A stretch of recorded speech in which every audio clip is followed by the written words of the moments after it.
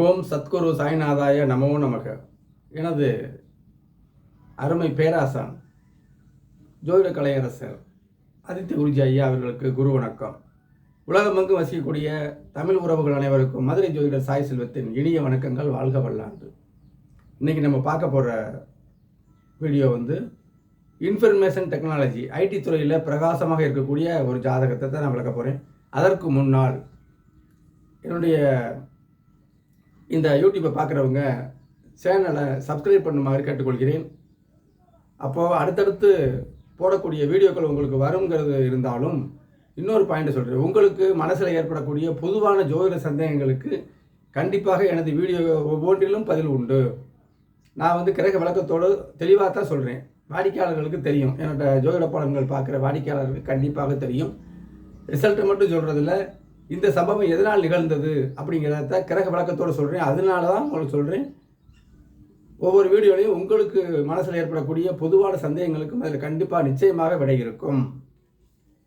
இந்த வாட்ஸ்அப் நம்பருக்கு தொடர்பு கொண்டீங்கன்னா ஜோதிடத்தில் கல்வி, திருமண அமைப்புகள், வெளிநாடு செல்லல், தொழிலா வேலையா, இப்படி எந்த ஒரு விஷயமா இருந்தாலும் கிரக விளக்கத்தோடு தெளிவாக கட்டண முறையில் தெரிந்து கொள்ளலாம்.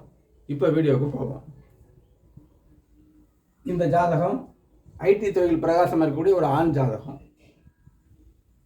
18/9/2000 காலையில் 6:10 நெல்லையில் பிறந்தவர். வயசு 24. பரணி 3ஆம் பாதம், மேசராசி, லக்கணம் கன்னி. சந்திரனுடைய ஒளிநல முக்கியம் இல்லையா? தேய்பிறை பஞ்சமி பௌர்ணமிக்கு அருகில். ஜனன காலத்தில் பார்த்தீங்கன்னா பரணி நட்சத்திரம் 3ஆம் பாதம்ல சுக்கிரதசை 5 வருஷம் 11 மாதம் 24 நாட்கள். திருக்கணிதப்படி இந்த இடத்துல எதுக்கு வலியுறுத்தலாம், வாக்கியத்தில் ஒரு ஜாதகம் கொடுத்தாக்க தவறாக இருக்குது. இந்த திருக்கணிதப்படி இந்த தசா இருப்பில் இருந்து கிரகங்கள் மாறலாம். அந்த விஷயத்தை வேறொரு வீடியோவில் போடுவோம். இப்போ இந்த இருப்பு நம்ம சரியாக வச்சா தான் இப்போ நடக்கிற சம்பவங்கள் உங்களுக்கு தெரியும். நடப்பு செவ்வாய் தசை குரு புத்தி 2/2/2025 வரைக்கும், பிறகு சனி புத்தி.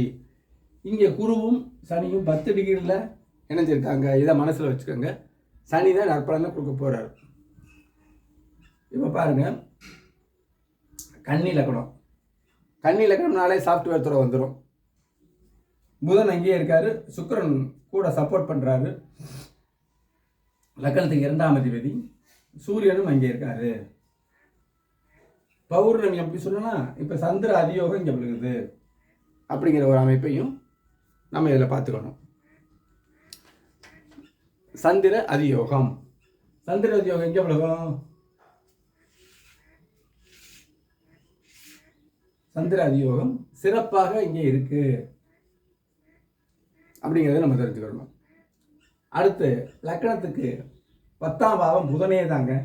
ராகு, கம்ப்யூட்டர், ஃபோன், இந்த மாதிரி அமைப்புகளை நம்ம செயல்படுத்துறத தெரிவிக்கும். அப்போ இன்னொரு விஷயத்தையும் சொல்கிறேன். அந்த எண்ணிக்கை 10ஆம் இடம் 7ஆம் இடம் அதெல்லாம் பார்க்காம புதன், அதாவது எந்த இடத்துல இருந்தாலும் கிரக வெளிச்சத்தோடு, அதாவது சுபத்துவமாக இருக்குது, முதல் நிலை சுபத்துவமாக எந்த கிரகம் இருக்கோ அந்த கிரகம்தான் அவரை ஆட்கொள்ளும் அப்படின்ட்டு என்னுடைய குருநாதர் ரொம்ப ஒரு நுட்பமான விஷயங்கள் எல்லாம் நிறைய தெரிவிச்சுட்டு வர்றாரு.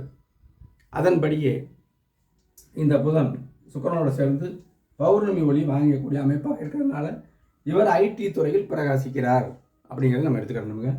அடுத்து பாருங்க, ஒரு முக்கியமான அமைப்பாக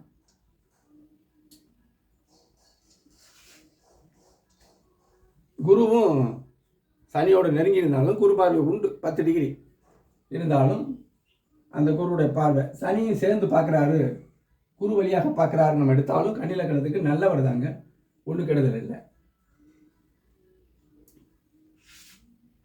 அப்புறம் 3ஆம் இடத்தை செயல்படுத்துகிறாரு, ஒரு முயற்சியாக இருக்கக்கூடியவர் இவர் அப்படின்னு தெளிவாக காட்டும்.